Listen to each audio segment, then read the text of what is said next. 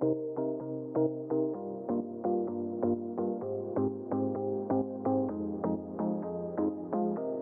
groupe, oui, donc toujours les habituels blessés, Rosier, Jeannot, Samaritano, et puis l'absence donc de Amalfitano, suspension, hein, il a purgé 2 matchs, donc c'est son dernier match demain face à Monaco. Donc 4 joueurs. Aujourd'hui à ma disposition 17 joueurs de champ et 3 gardiens. Voilà.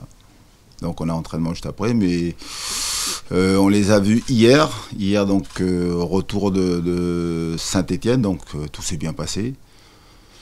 Une qualification obtenue donc de la plus belle des manières, et puis surtout marquer 6 buts au stade Geoffroy Guichard.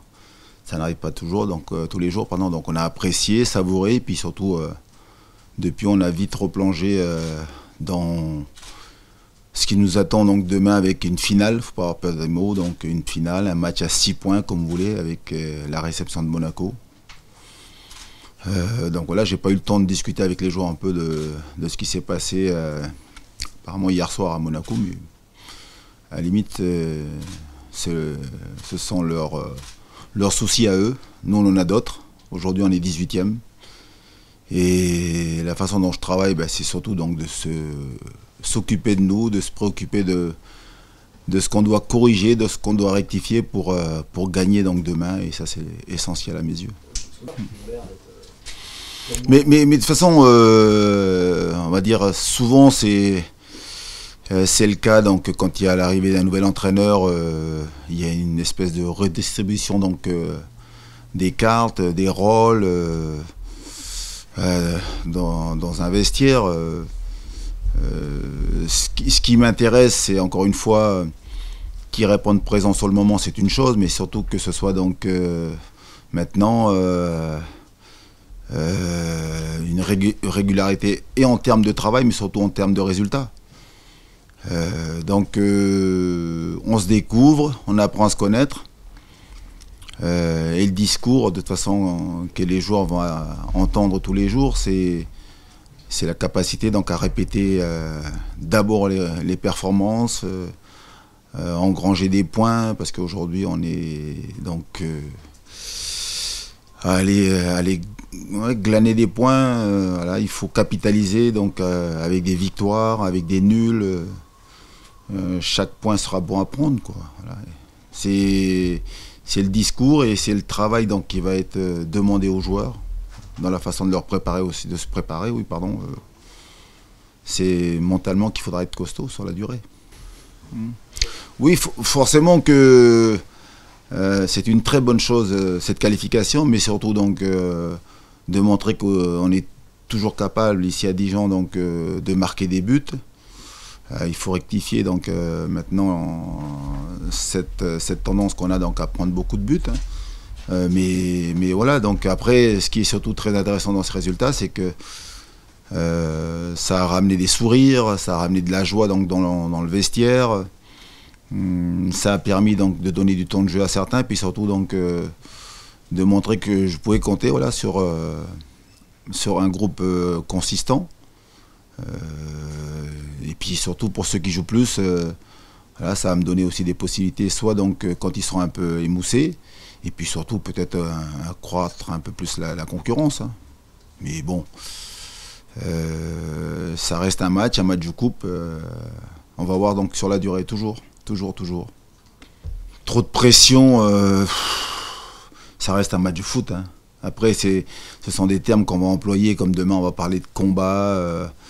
Ouais, de défis, de challenges. Ouais, mais bon, ça reste un match de foot.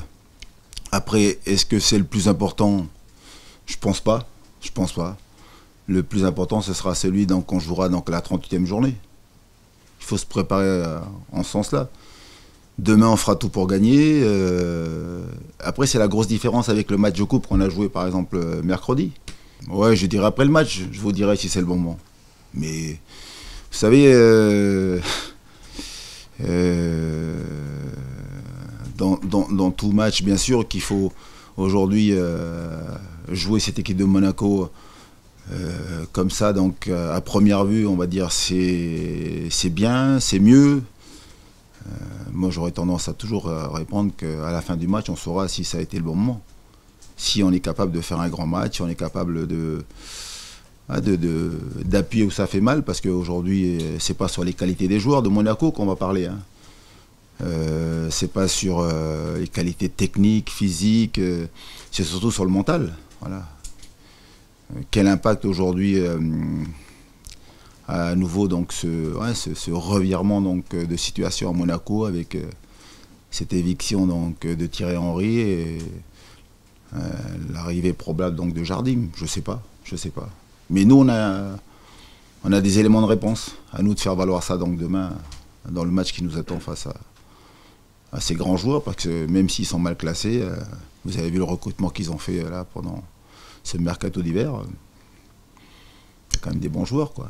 Un Aldo, Fabregas. Ouais. Dans les éléments. Ouais, mais c'est surtout donc leur faire comprendre que le très haut niveau, et surtout quand on n'est pas bien classé, c'est beaucoup de rigueur, beaucoup de discipline et un jeu un peu plus simple. Mais ça ne doit pas les empêcher donc de jouer. On a vu contre Montpellier et surtout à Bordeaux, on est capable voilà, de jouer, de repartir de derrière, de se créer donc un nombre incalculable de situations.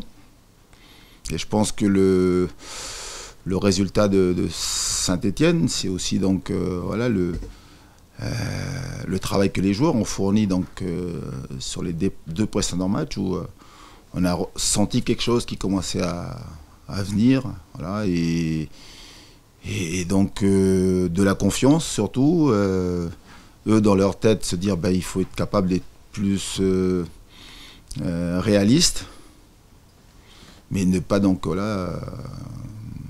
occulter le fait que pour marquer des buts il faut jouer. Il faut jouer. On a des très très bons joueurs. On a des joueurs qui sont donc, je ne vais pas vous l'apprendre, beaucoup de joueurs de petite taille, donc c'est pas sur les ballons aériens qui marqueront des buts. Hein. Je crois pas. Hein. Perturbe, surtout pas. Mais c'est aussi donc la façon dont on travaille. C'est-à-dire que bien sûr que c'est un élément qui va donc, on va dire, changer donc pour Monaco, mais pour nous ça change rien. Moi ça change rien. Donc dans ma façon de préparer le match, dans la façon donc dont les joueurs vont se préparer. Ce soir ils sont chez eux, on a une mise au vert qui démarre le jour même du match. On va arriver donc à 11h30, midi à l'hôtel. Voilà. Voilà, c'est. Par contre, c'est vrai que c'est surtout pour eux quel impact le changement d'entraîneur va avoir sur les têtes, hein, ou dans les têtes des joueurs de Monaco. C'est surtout ça. Nous, on jouera contre 11 monégasques hein, demain. Je sais pas. Aucune idée. Hein. Nous, en tout cas, on n'a qu'une envie, c'est demain gagner, prendre 3 points et les mettre à 5 points de nous. Hein. Ça, c'est l'ambition et l'objectif qu'on a sur le match demain. Mais peut-être que là, ça va être un peu plus difficile, hein, parce que les joueurs, comme on dit, hein, dit qu'à l'arrivée d'un nouvel entraîneur, peut-être qu'ils vont être un peu mieux. Parce que c'est vrai que ce qui a provoqué, je pense, l'éviction de Thierry Henry, ce sont les 2 derniers matchs à domicile. Hein. Vous perdez contre Strasbourg en Ligue 1 5-1. Puis derrière, vous enchaînez avec le match de Coupe de France face à Metz, toujours à domicile, et vous prenez 3-1. Donc c'est vrai que voilà, c'est le foot. Hein. Mais c'est comme ça que je peux expliquer aujourd'hui le départ de Thierry Henry. Après, le fait que Jardim revienne, hein, je pense, moi, donc, c'est une très bonne chose, parce que c'est quelqu'un qui connaît bien la maison, quoi, voilà. Ça, c'est mon premier sentiment aujourd'hui, quoi.